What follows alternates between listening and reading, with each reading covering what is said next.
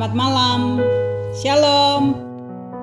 Selamat bertemu dalam renungan malam yang dipandu dari Jemaat Satria Kasih. Bersyukur bahwa Bapak Ibu selalu menantikan renungan malam ini. Tentulah renungan malam ini akan mengisi suasana hati kita untuk memperoleh ketenangan melalui firman Tuhan yang kita akan dengarkan pada kesempatan ini.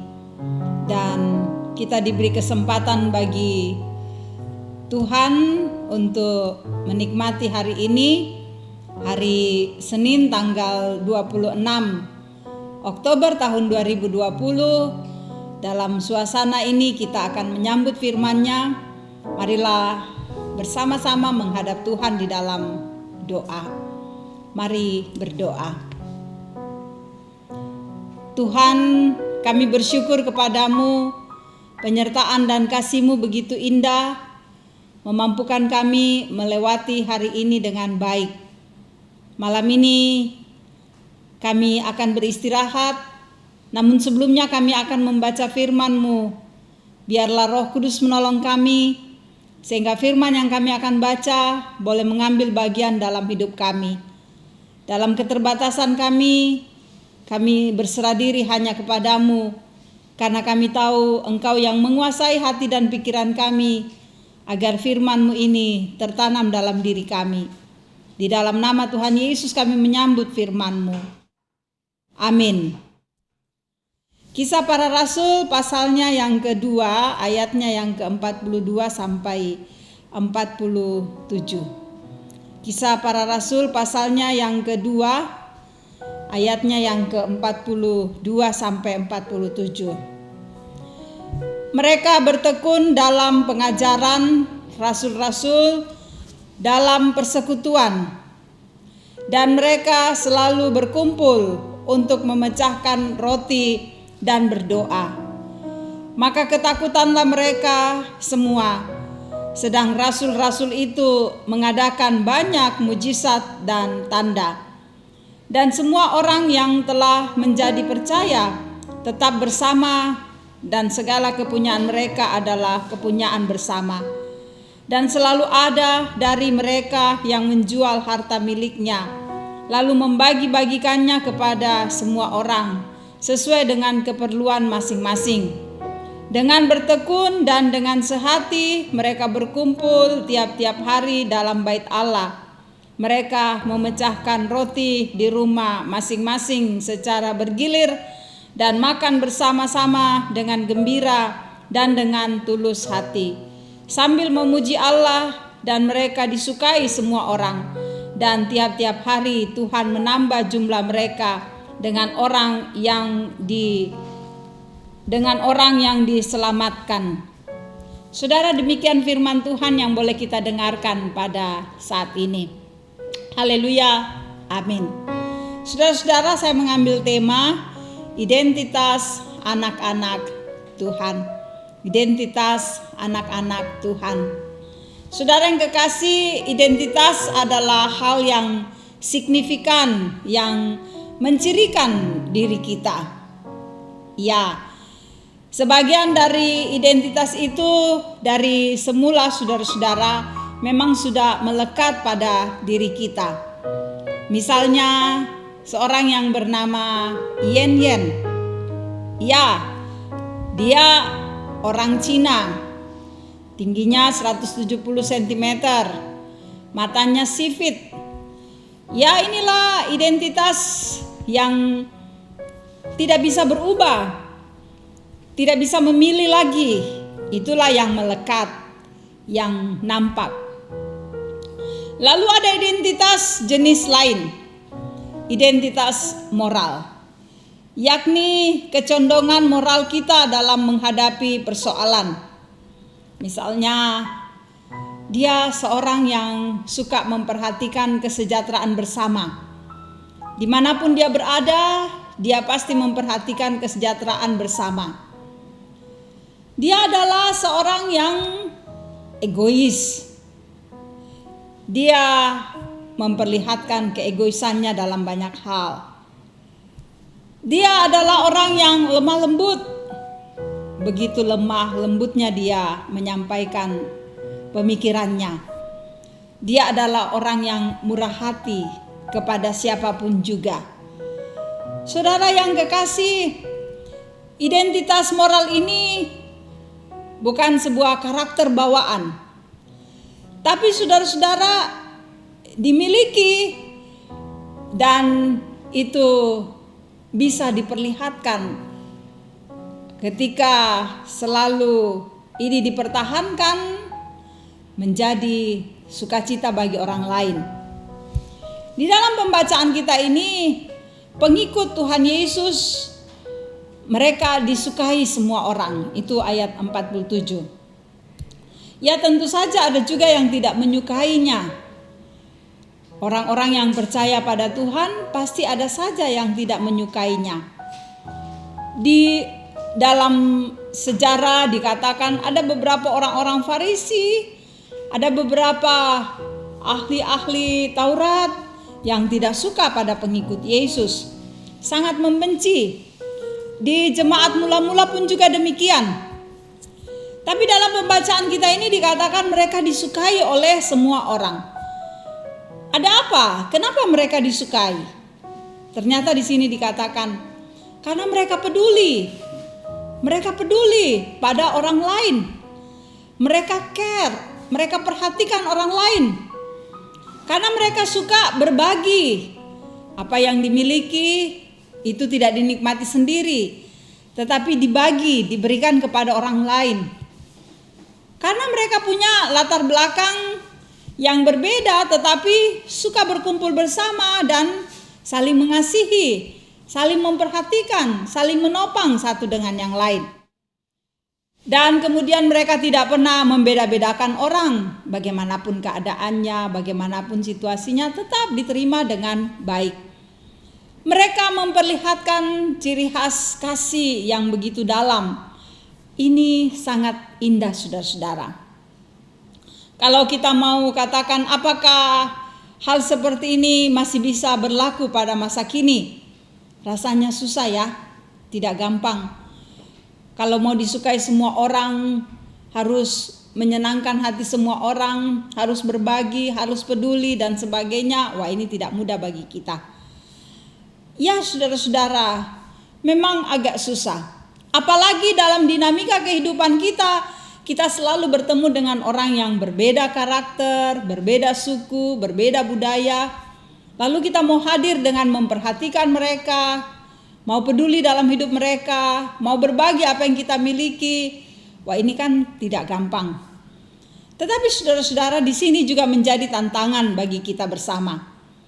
Bahwa ketika kita ada di tengah-tengah situasi yang berbeda ini, mau berbeda suku, mau berbeda jenis kelamin, berbeda warna kulit, berbeda budaya. Ketika kita ada dalam perbedaan ini, lalu kemudian kita mau saling menerima, saling memperhatikan. Ketika kita memahami dan mengerti orang lain, ketika ada kasih dalam diri kita, maka ini semua bisa kita lakukan dengan baik. Bahwa kita memiliki sikap hati menerima dia apa adanya. Kita memiliki sikap hati mempersilakan dia melakukan apapun. Tidak usah menjadikan bahan pemikiran yang dalam bagi kita untuk mengubah orang lain, untuk memaksakan kehendak kita, tidak. Tapi dari bagian firman Tuhan ini kita belajar bagaimana cinta kasih itu ada, sehingga dengan cinta kasih yang besar mereka peduli pada orang lain, dengan cinta kasih yang besar mereka memperhatikan orang lain, dengan suasana hati yang damai, mereka mau berbagi satu dengan yang lain dan hasilnya adalah sukacita, kebahagiaan.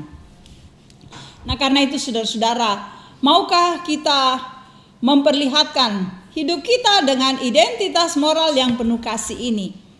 Bahwa kita pun juga selain punya identitas sendiri dengan keadaan yang tidak bisa berubah, tapi juga kita punya identitas moral yang benar, yang baik, yang bisa ditiru, yang bisa diteladani, yang memperlihatkan bahwa sungguh-sungguh kita boleh hadir, boleh diterima, boleh diharapkan, dan boleh menjadi bahagian yang indah dalam kehidupan bersama. Tentu kata kuncinya adalah kasih, bahwa kalau ada kasih dalam diri kita, maka identitas moral kita ini akan menjadi sikap yang baik untuk dinikmati oleh orang lain, dan orang lain pasti akan menyukai kita karena kita memperlihatkan moral yang baik, yang indah untuk sesama. Tuhan memberkati. Haleluya. Amin. Kita bersama-sama saudara-saudara mengangkat pujian dari PKJ 179.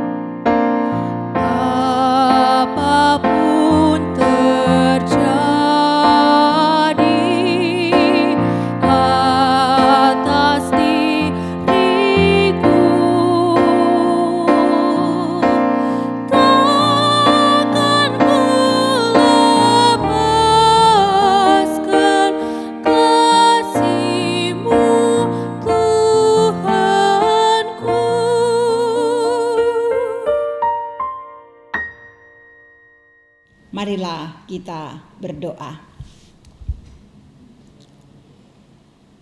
Tuhan, kami memiliki identitas moral, dan itu tentu berasal dari perenungan tentang kebenaran firman-Mu. Jika kami ingin disukai oleh orang lain, maka kami pun juga harus care, peduli, harus mengasihi, harus memperhatikan, harus membagi kehidupan dengan baik, agar kehidupan kami benar di mata Tuhan dan menjadi sukacita bagi sesama. Tidak mudah bagi kami mewujudkannya, tetapi dalam Tuhan kami percaya kami dapat melakukannya. Terima kasih untuk firman yang kami dengarkan malam ini. Tuhan, peliharakan kami, topang dan kuatkan kami. Semoga kami boleh menjalani hari-hari hidup kami dengan baik. Setiap keluarga kami, rencana-rencana yang kami akan kerjakan, anak-anak dan pekerjaan kami Tuhan berkati. Kehidupan kami Tuhan topang, biar kami dapat menjalani hidup ini dengan benar. Tuhan, Engkau mengasihi untuk semua saudara-saudara kami yang menyaksikan renungan malam ini. Engkau berkati kehidupan mereka, Engkau kuatkan mereka, cintai mereka, biar mereka boleh menghadapi hidup ini dengan sabar dan tenang. Tuhan, Engkau memberkati kehidupan dan pelayanan yang dikerjakan oleh para pelayan-Mu, para majelis. Kiranya dapat mengangkat pelayanan dengan baik untuk hormat dan kemuliaan bagi nama Tuhan. Engkau memberkati Tuhan untuk bangsa dan negara kami, biar negara kami tetap berada dalam keadaan aman, tentram.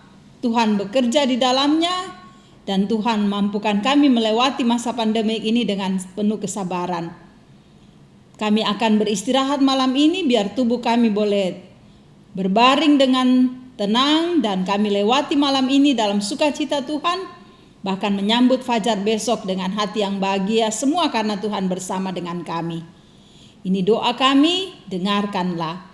Kami berdoa di dalam nama Tuhan Yesus Juru Selamat kami. Amin. Terima kasih saudara-saudara boleh menyaksikan renungan malam ini. Tuhan memberkati saudara-saudara dan Tuhan mengasihimu untuk melewati hari-hari kehidupanmu. Teruslah menantikan renungan malam yang kami akan siarkan setiap malam dari hari Senin sampai hari Sabtu. Tentu saudara-saudara akan diberkati oleh firman Tuhan. Tuhan menolong. Haleluya. Salam sehat.